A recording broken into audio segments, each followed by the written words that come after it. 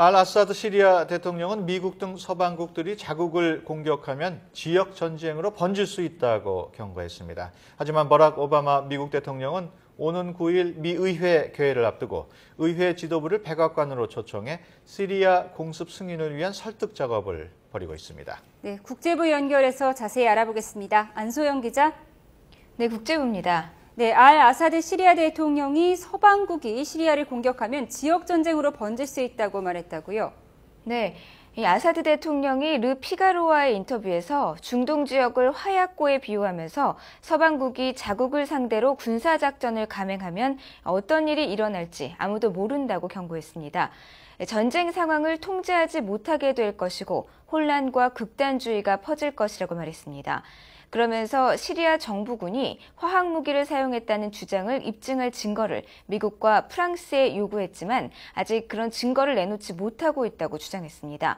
이런 가운데 시리아의 동맹국인 이란도 시리아에 대한 공격은 중동 지역에 예측할 수 없는 결과를 가져올 수 있다고 전했습니다. 시리아 사태 해결을 위한 중재에 나설 용의가 있다고도 밝히면서 정치적 해결 방안을 찾아야 한다고 밝혔는데요. 이란 외무장관의 말 직접 들어보시겠습니다. No military solution for this crisis. We have to find a political solution. And we hope that both the government and Congress in the U.S. would consider the case very carefully.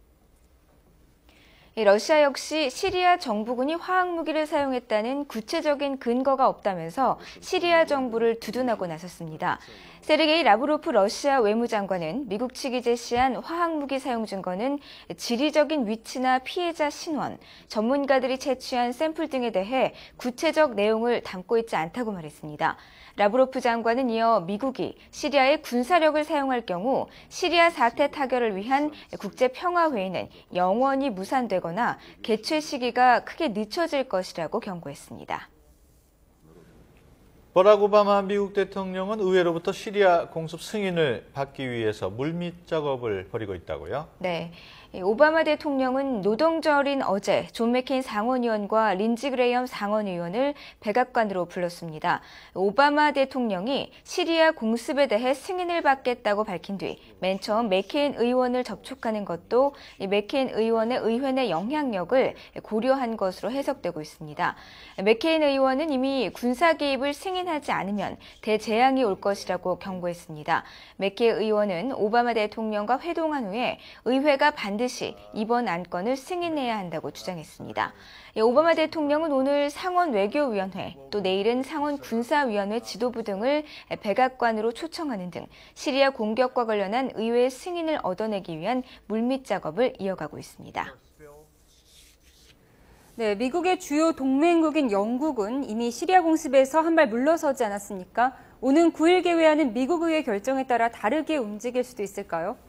영국 정부는 미국 의회가 버락 오바마 대통령의 요청에 따라 시리아 군사 개입 방안을 승인하더라도 영국 의회가 재표결을 추진하지는 않을 것이라고 밝혔습니다.